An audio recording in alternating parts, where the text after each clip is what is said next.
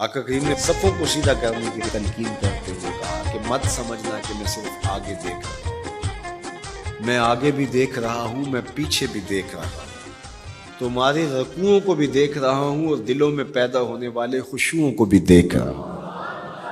یہ حضور کی نظر کا کمال ہے۔ اور حضرت عبداللہ ابن عباس رضی اللہ تعالیٰ عنہ فرماتے ہیں کان رسول اللہ صلی اللہ علیہ وآلہ وسلم یرا فی اللیل فی الظلمہ کما یرا فی النہار فی الضوء۔ حضور رات کی تاریکی میں یوں دیکھتے تھے جس طرح دن کے اجالے میں دیکھتے تھے۔ میں نہیں دیکھ سکتا، یہ دیکھو یہ روشنیاں ہیں، یہ لائٹیں لگی ہوئی ہیں اور میں یہاں سے دیکھ رہا ہوں، اگر یہ چراغاں ختم ہو جائے، یہ روشنیاں بجھ جائیں تو وہ دور چیزیں لکھی ہوئی ہیں وہ تو دکھائی نہیں دے گی، یہ کتاب میری جھولی میں بھی ہوگی میں پھر بھی نہیں دیکھ سکوں گا، اس لیے کہ میری آنکھیں نور ہیں، لیکن یہ اتنی دیر تک نہیں دیکھ سکتی جب تک یہ خارج کی روشنی بھی موجود نہ ہو۔ لیکن حضور سراپا نور ہیں، حضور ظلمت میں بھی دیکھتے تھے، روشنی میں بھی دیکھتے تھے۔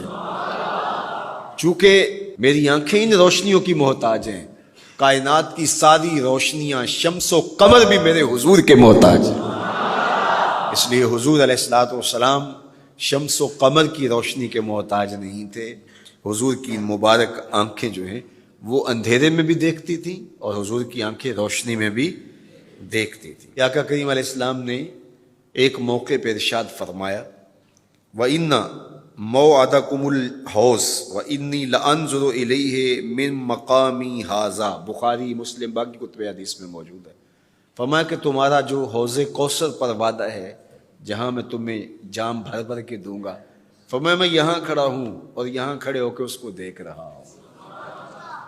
حضور یہاں کھڑے ہیں اور وہاں دیکھ رہے ہیں۔ ایک دن حضور صلاۃ الاستسقاء پڑھا رہے تھے، جب بارش نہ ہو رہی ہو تو اس کی جو نماز پڑھائی جاتی ہے اللہ کے حضور دعا کرنے کے لیے تو اس کو صلاۃ الاستسقاء کہا جاتا ہے۔ ام المومنین سیدہ عائشہ رضی اللہ تعالیٰ عنہ سے مروی ہے۔ تو نماز پڑھاتے پڑھاتے حضور نے ہاتھ آگے کیا پھر پیچھے کھینچ لیا، تو عمومی طور پہ ایسا نہیں ہوتا۔ تو صحابہ نے جب دیکھا تو بعد میں کسی نے پوچھا حضور آج نماز میں آپ نے ہاتھ آگے بڑھایا اور پیچھے کھینچ لیا، مجھے بتائیے کہ حالت نماز میں نظر کہاں ہونی چاہیے؟ جائے سجدہ پہ ہونی چاہیے نا، لیکن صحابہ حضور کو دیکھ رہے ہیں۔ اللہ اکبر۔ صحابہ سے کسی نے پوچھا کہ تم بتاؤ ظہر اور عصر کی نمازوں میں حضور قرات کرتے تھے؟ کہا ہم کرتے تھے، بخاری میں ہے۔ تمہیں کیسے پتہ ہے کرتے تھے؟ کہا نحن نعلم باضطراب لحیتہ، ہم حضور کی مبارک داڑھی کی جنبش سے اندازہ کرتے تھے کہ قرات ہو رہی ہے۔ معلوم ہوا نماز بھی چلتی رہتی تھی، رخ محبوب کی دید بھی ہوتی رہتی تھی۔ اور اقبال کہتا ہے شوق تیرا اگر نہ ہو میری نماز کا امام، میرا رکوع بھی حجاب، میرا سجود بھی حجاب۔ اللہ اکبر۔ تو حضور نے ہاتھ آگے بڑھایا اور پھر کھینچ لیا۔ پوچھا گیا حضور یہ آج نماز میں ایک نئی چیز ہم نے دیکھی، آپ نے ہاتھ آگے بڑھایا پھر کھینچ لیا؟ فرمایا ہاں، جنت میں کھجوروں کا ایک خوشہ لٹک رہا تھا، میں اس کو توڑنے کے لیے ہاتھ ڈالا تھا، پھر میں نے چھوڑ دیا، اور اگر میں توڑ لیتا تم قیامت تک کھاتے رہتے، ختم نہ ہوتا، لیکن میں نے کہا نہیں چلو پھر قیامت کو ہی صحیح۔ اب حضور کھڑے کہاں ہیں؟ مدینہ المنورہ میں، اور جنت کہاں ہے؟ سدرۃ المنتہا سے اوپر۔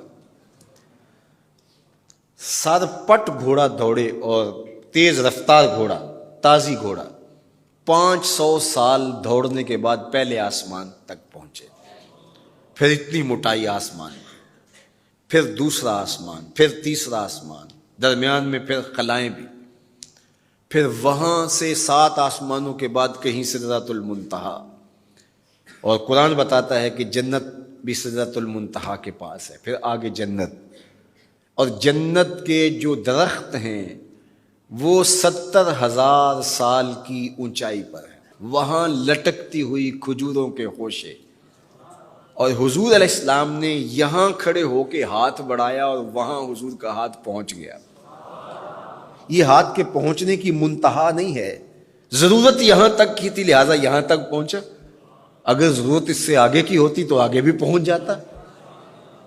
تو حضور کا ہاتھ یہاں سے یہاں تک پہنچا. یہ حدیث پاک میں نا، میں اور آپ ہاتھ اٹھائیں تو ہمارا ہاتھ کہاں تک پہنچتا ہے؟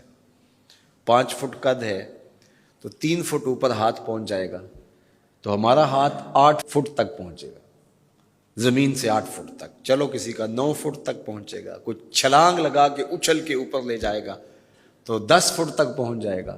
البتہ ہماری نظر بہت تیز ہے، ہماری نظر پہلے آسمان کے ٹمٹماتے ہوئے ستارے دیکھتی، دوسرے آسمان کے ستارے بھی دکھائی دیتی، تیسرے آسمان کے ستارے چاند سورج میں دکھائی دیتا ہے.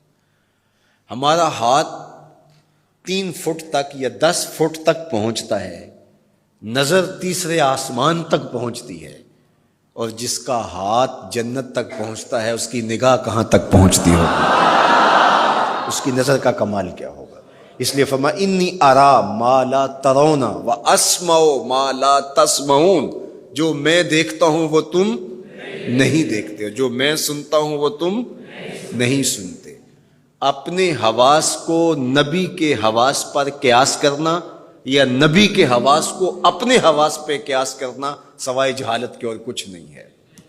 چے نسبت خاک را بعالم پاک، کہاں ہم کہاں ان کی ذاتیں بابرکات.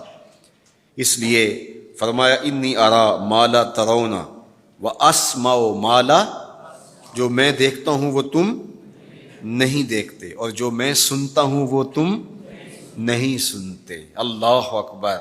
ہماری آنکھیں تو چمکتے ہوئے سورج کو دوپہر کے وقت نہ دیکھ پائیں، چندھیا جائیں، آنکھوں میں پانی اترنے لگے، اور محبوب کی آنکھیں بے حجاب دیدار رب کریں.